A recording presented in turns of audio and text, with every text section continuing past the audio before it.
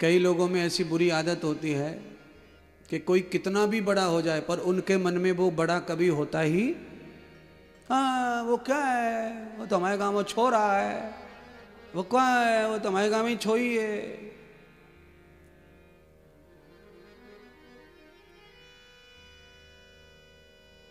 पर कबीर जी ने जो कहा वो सुनो। कबीर जी कहते हैं कोई बड़े को बड़ा नहीं भी माने ईर्षा बस, उनके मानने न मानने से वो छोटा होने वाला नहीं है। इसीलिए किसी भी बड़े व्यक्ति को छोटे व्यक्ति की आलोचना निंदा से कभी घबराना नहीं चाहिए। यही तो ये भजन में अभी शब्द गाया,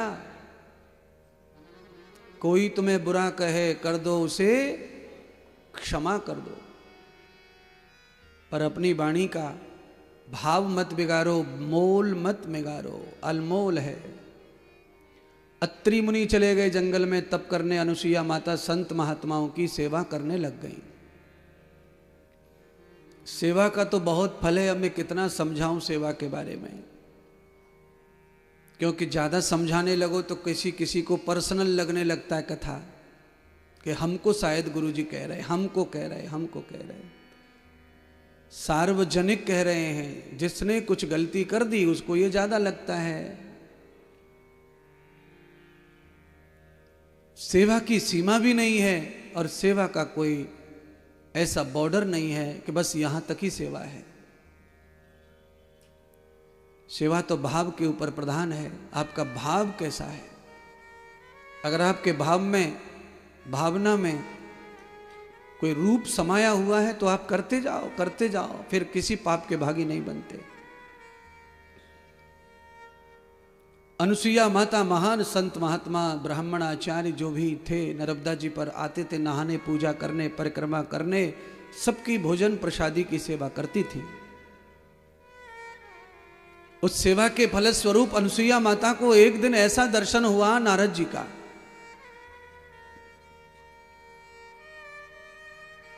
ब्रह्मा के अंश से उत्पन्न नारद उस परिक्रमा में पहुंच गए और अनुसुईया को आज उनके परम भाग्य दर्शन प्राप्त हो गए।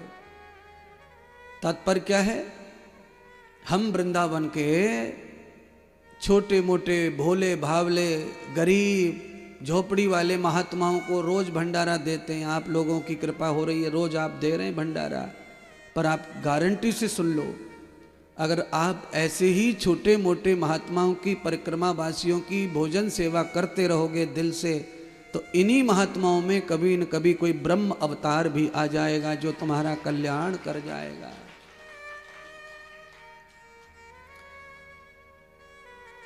कितना सब खा गए अपनी कमाई को, रिश्तेदार खा गए, औलाद खा रही है, परिवार खा रहा है। अपने हाथों से जब ऐसे कुछ हो जाता है ना, तो हमारे लिए आगे का निर्माण हो जाता है भविष्य का।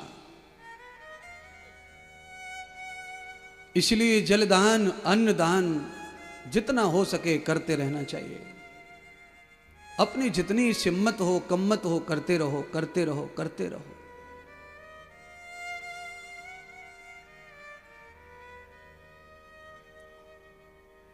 जिस दिन से कथा शुरू हुई है तीसरा दिन है, तीनों दिन भंडारा साधुओं का स्पेशल भी चल रहा है और रोज वाला भी नित्य जो चलता है साधुओं के लिए वो भी चल रहा है। कौन करता है, आप ही कर रहे हैं सब। नारायण के रूप में आप ही आ जाते हैं कुबेर बनकर और कार्य सिद्ध हो जाते हैं। आपका भी दोष मिट जाता है नहीं करने का, कर दिया दोष मिट गया।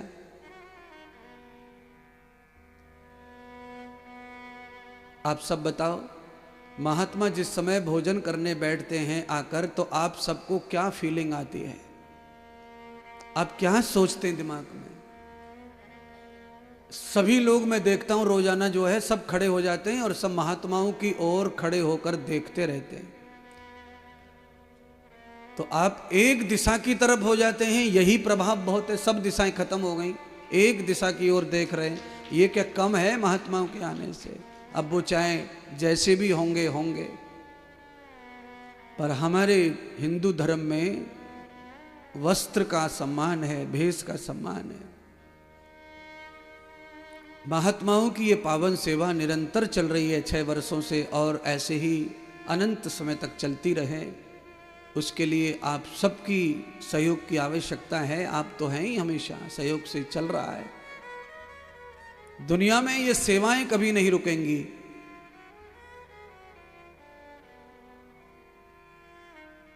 नारद जी के लिए आज अनुसुईया माता ने विशेष प्रसाद बनाया।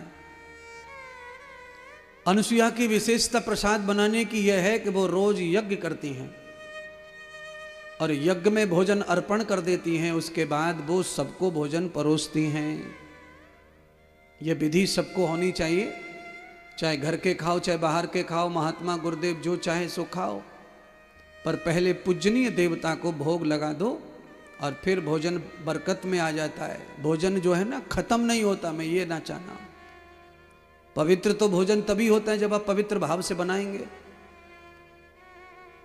किसी को खिलाने से भोजन पवित्र नहीं हो जाएगा, पर भोजन जब किसी को भोग दिया जाता है, महापुरुष इष्ट देव को, तो भोजन में बरकत आ जाती है, भोजन बढ़ जाता है। क्यों? फिर भोजन केवल तुम्हारा नहीं रह जाता है, जिसने प्रथम भोग लिया है उसका भी हिस्सा भोजन में हो जाता है। फिर वो भोजन को मैं खत्म नहीं होने देता, कम नहीं पड़ने देता, चाहे जितने आ जाएं, जितने आ जाएं। क्यों? आपने महाभारत की कथा सुनी होगी, तो महाभारत में कथा, दुर्वासा ऋषि ने द्रौपदी का परीक्षा लिया, पर द्रौपदी ने परीक्षा दी। द्रौपदी अपने पतियों के पहले कृष्ण को भोग लगा चुकी थी, और जब कृष्ण को भोग लगा दिया तो कृष्ण तो शामिल हो गए, और जो पात्र था उसमें तो 1-2 चावल रह गया, सब खा गए पांडव। क्योंकि घर में तो खाना आदमी के हिसाब से ही बनता है, एक आध आदमी का ज्यादा बनाते हैं अपन। पूरा हो गया। दुर्वासा ऋषि पूरे साधुओं के साथ आ गए और घर में तो कुछ था ही नहीं महाराज। और ये कथा है जंगल की, वनवास की, 5 पांडवों के वनवास की। बस अब इतना इशारे में समझ ही गए आप। द्रौपदी रोने लगी, पश्चाताप करने लगी, अब क्या होगा केशव, अब क्या होगा।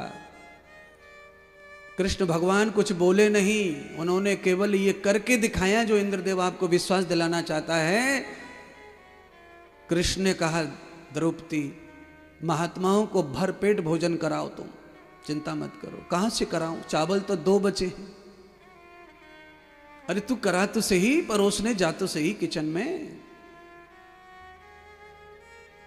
ठाकुर जी ने, भगवान जी ने भोग लगाने का फल ये दिया कि द्रौपदी के भोजन में बरकत ऐसी आई कि समस्त महात्मा भोजन करके चले गए, पर वो 2 चावल कम नहीं हुए, 2 के 2, 2 के 2, 2 के 2। अर्थात कभी भी किसी को भी जरूरतमंद को देने से कभी कुछ कम होने वाला नहीं है। पर भगवान का हिस्सा समझकर चढ़ाते रहो ईमानदारी से।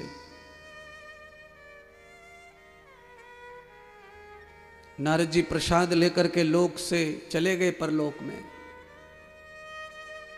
यज्ञ का प्रसाद और महत्वपूर्ण हो जाता है प्रसाद लेने वाले के लिए।